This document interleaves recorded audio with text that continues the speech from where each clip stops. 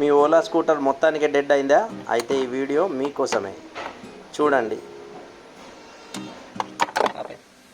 ఎంత ఘోరంగా ఉన్నాయంటే ఇవి ప్లాస్టిక్ తోటి చేసిండ్రు అనుకుంటా. వీటిని మొత్తం అసలు ఇది ఓపెన్ చేస్తుంది ఫస్ట్ టైమే ట్రిప్ అయిపోయినాయి.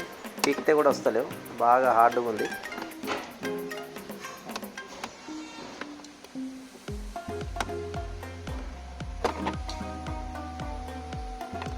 ప్లాస్టిక్ స్క్రూలు ఏదైనా చూసినా జిందగీ ప్లాస్టిక్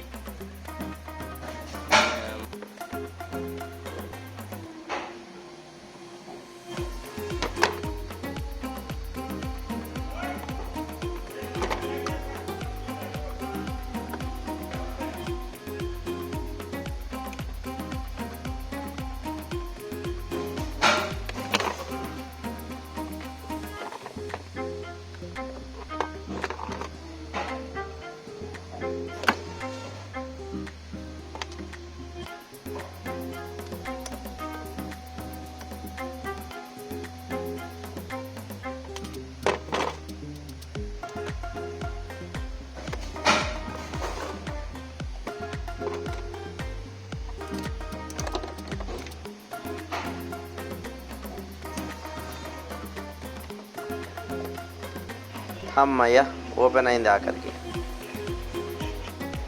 కవర్ ఓపెన్ చేసిన తర్వాత లోపల ఇన్సైడ్ ఏమేమి ఉందో చూడండి. ఇది వచ్చేసి ఫ్యూజు. దీని లోపల ఫ్యూజ్ ఉంటుంది. ఆ ఫ్యూజ్ పోవడం వల్ల అట్లా జరిగింది కాబట్టి ఈ ఫ్యూజ్ ఓపెన్ చేసి దాని లోపల ఫ్యూజ్ కార్బన్ వచ్చింది వాటర్లో తడవడం వల్ల. చూద్దాం. లెఫ్ట్ సైడు స్క్రూ లాగా ఉంటుంది. దాన్ని లెఫ్ట్ సైడ్ పట్టుకొని గట్టిగా తిప్పితే ఓపెన్ అయిపోతుంది. ఇది ఫ్యూజు. ఈ ఫ్యూజు వాటర్లో తడిసి చూడండి, కార్బన్ కనిపిస్తుందా? ఈ కార్బన్ రావడం వల్లనే నా ఓలా స్కూటర్ డెడ్ అయింది. ఇప్పుడు ఈ కార్బన్ని సాఫ్ చేసి మొత్తం క్లీన్ చేసి గీకి దాని లోపల పెడితే స్టార్ట్ అవుతుందేమో చూద్దాం. దీని లోపల చూడండి ఫ్యూజ్ కరెక్ట్ ఉంది. ఒక్కొక్క టైంలో ఈ ఫ్యూజ్ ఇంత పోయి ఉంటే ఫ్యూజ్ వేరే వేసుకోవాలి. ఫ్యూజ్ లోపల కూడా కొద్దిగా కార్బన్ వచ్చినట్టున్నది, వాటర్ వచ్చినాయి కాబట్టి అట్లా వస్తుంది. కాబట్టి ఆరెంజ్ కలర్ అయింది చూడండి వీడియో లోపల. దాని లోపల దాన్ని కూడా కొద్దిగా టెస్టర్ తోటి క్లీన్ చేసుకుంటే క్లీన్ అయిపోతుంది. మనకి నెక్స్ట్ కూడా ప్రాబ్లం రాకుండా ఉంటుంది. అందుకే లోపల కూడా టెస్టర్ తోటి క్లీన్ చేసుకోవాలి. క్లీన్ చేసుకొని చూడండి ఈ మాదిరి చూడండి. దీని లోపల ఇది కూడా ఫ్యూజ్ని కూడా కరెక్ట్ క్లీన్ చేసుకొని దాని లోపల పెట్టేస్తే పని అయిపోతుంది.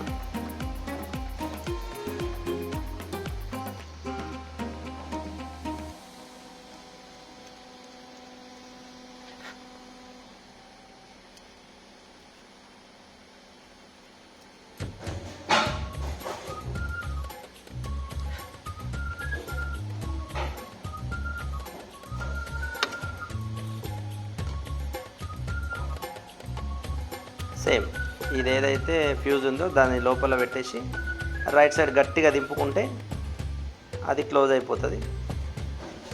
ఖచ్చితంగా గట్టిగా టైట్ చేయాలి ఫ్రెండ్స్. గట్టిగా టైట్ చేస్తేనే ఫ్యూజ్ కదలకుండా మనకు నెక్స్ట్ కార్బన్ రాకుండా వైర్ వేడి కాకుండా ఉంటుంది. ఖచ్చితంగా గట్టిగా టైట్ చేయాలి.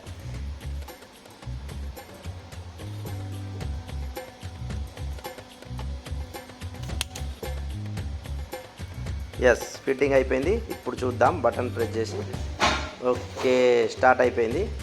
పవర్ సప్లై వచ్చింది చూడండి. నా స్క్రీన్ ఆన్ అయిపోయింది. పర్ఫెక్ట్. ఫ్యూజ్ పోవడం వల్ల నా ఓలా బైక్ 10 రోజుల నుండి డెడ్ అయి పడిపోయి ఉంది.